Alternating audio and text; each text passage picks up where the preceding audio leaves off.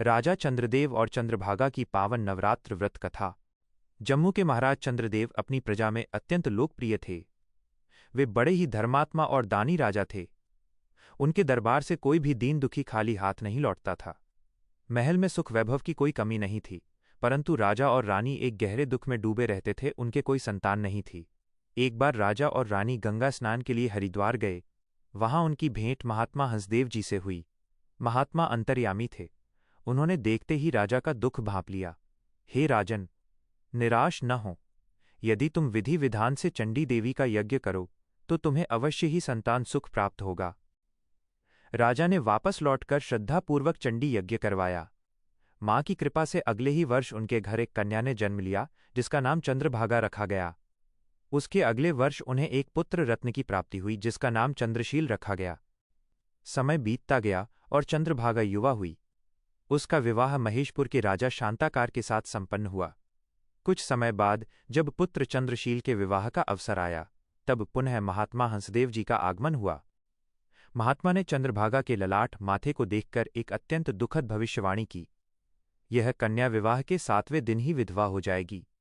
ये सुनकर राजपरिवार में हड़कंप मच गया। तब महात्मा ने उपाय बताते हुए कहा कि त्रिकूट पर्वत पर साक्षात माता वैष्णो देवी का वास है।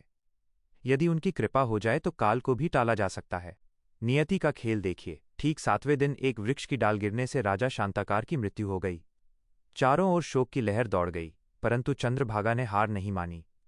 उसने प्रण किया, जब तक मां भवानी उसके पति को जीवित नहीं करेंगी, वो अन्न जल ग्रहण नहीं करेगी। उसने अपने पति के शव को सुरक्षित रखवाया और निराहार व्रत शुरू कर दिया। चंद्रभागा को कठिन तपस्या करते हुए 9 दिन बीत गए। उसकी भक्ति देख मां शक्ति प्रसन्न हुई और 10वें दिन साक्षात प्रकट होकर वर मांगने को कहा। चंद्रभागा ने करबद्ध होकर कहा, तारांकन, हे मां, पति के बिना स्त्री का कोई अस्तित्व नहीं। मैं अकेले वर मांगकर क्या करूंगी। भक्त की पुकार सुनकर देवी ने शांताकार को पुनः जीवित कर दिया। चंद्रभागा और शांताकार ने वर मांगा कि देवी सदैव उनके राज्य त्रिकूट पर्वत में निवास करें। 2. देवी की कृपा दृष्टि उनके वंश और भक्तों पर सदा बनी रहे। इसी कथा के आधार पर आज भी भारतीय नारियां अपने सुहाग की लंबी आयु और परिवार की सुख समृद्धि के लिए 9 दिन का व्रत रखती हैं और जौ खेतड़ी बोती हैं। नवरात्र के इन पवित्र दिनों में देवी के दर्शन और तीर्थ यात्रा का अनंत फल माना जाता है। बोलो साचे दरबार की जय, शेरावाली माता की जय। अगर आपको ये वीडियो पसंद आई तो इसे लाइक ज़रूर करें और ऐसी ही और वीडियोज़ के लिए चैनल को सब्सक्राइब करना न भूलें। मिलते हैं अगली वीडियो में। शुक्रिया।